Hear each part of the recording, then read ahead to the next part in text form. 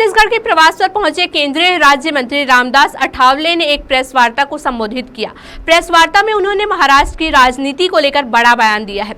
रामदास अठावले ने महाराष्ट्र सरकार पर सीधा आरोप लगाया है। उन्होंने कहा है कि महाराष्ट्र में समाज को तोड़ने की कोशिश की जा रही है। राज ठाकरे को भूमिका रखने का अधिकार है, लेकिन ऐसा भूमिका नहीं रखनी चाहिए जिससे समाज टूटे।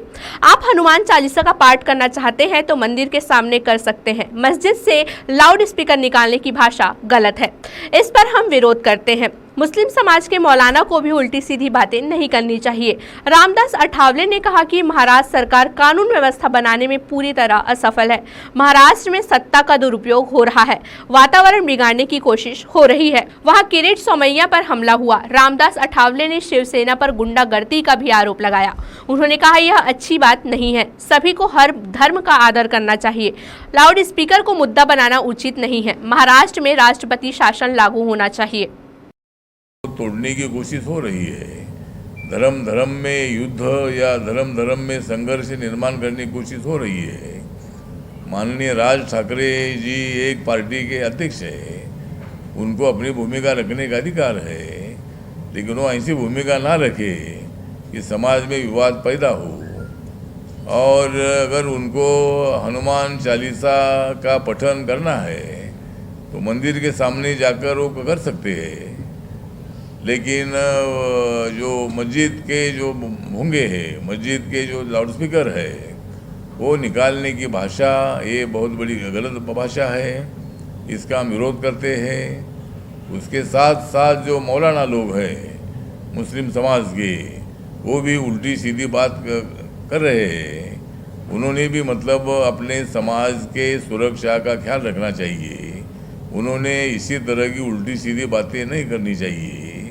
और इसीलिए हमारे महाराष्ट्र सरकार जो है, ये सरकार लॉ एंड ऑर्डर को मेंटेन करने में असमर्थ हो गई है।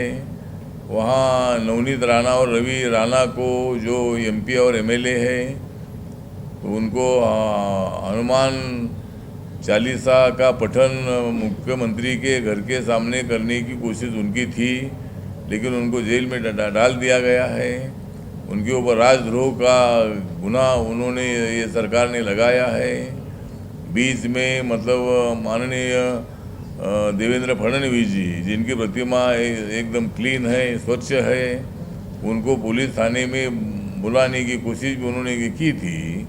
तो अपने सत्ता का गैर वापर करने की कोशिश वहाँ हो रही है। जगह जगह पर वातावरण एकदम बिगाड़ने की कोशिश हो रही है। और इसीलिए मुझे लगता है कि महाराष्ट्र में अगर वातावरण इस तरह रहेगा, किरीट सोमैया जो बीजेपी के एक्स एमपी है, बीजेपी के लीडर है, वो खार पुलिस स्टेशन में जब गए थे तब उनके ऊपर पथराव हुआ, शिव सैनिकों ने पथराव किया। और सत्ता में रहने वाले शिवसेना ने इसी तरह की गुंडागर्दी करना ये अच्छी बात नहीं है। तो ये गुंडागर्दी ही अगर इनको करना है तो सत्ता से बाहर आ जाओ, और इसी तरह की गुंडागर्दी करना अच्छी बात नहीं है। और अभी तक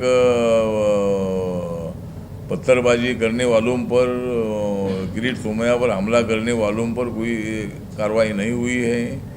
तो इसीलिए मतलब हम मांग करते हैं कि महाराष्ट्र की लॉ एंड ऑर्डर की स्थिति बहुत अति भयंकर है।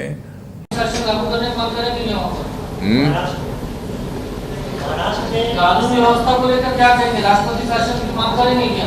नहीं, की आवाज में महाराष्ट्र में कानून व्यवस्था की जो बात आपने की है उसमें राष्ट्रपति शासन की मांग करेंगे क्या, पूछ रहे हैं? हाँ, तो हमारी मांग ही है कि मतलब महाराष्ट्र में वातावरण बिगाड़ने की कोशिश हो रही है और सरकारी पक्ष के लोग भी वहाँ गुंडागर्दी कर रहे हैं। सरकार ने शांति रखना चाहिए, लेकिन सरकारी पक्ष के तरफ से ही पत्थरबाजी की जा रही है, उल्टी सीधी बात की जा रही है। इसीलिए मेरे पार्टी के तरफ से मांग है कि महाराष्ट्र में राष्ट्रपति शासन लागू होना ही चाहिए। और मैंने एक पत्र अमित शाह साहब को मैंने लिखा है, और कल हमारी मीटिंग है। कल अगर मुझे बात करने का मौका मिलेगा तो मैं माननीय अमित शाह जी से बात करने वाला हूं, और महाराष्ट्र में राष्ट्रपति शासन लागू करना चाहिए, इसी तरह की हमारी पार्टी की तरफ से मांग है।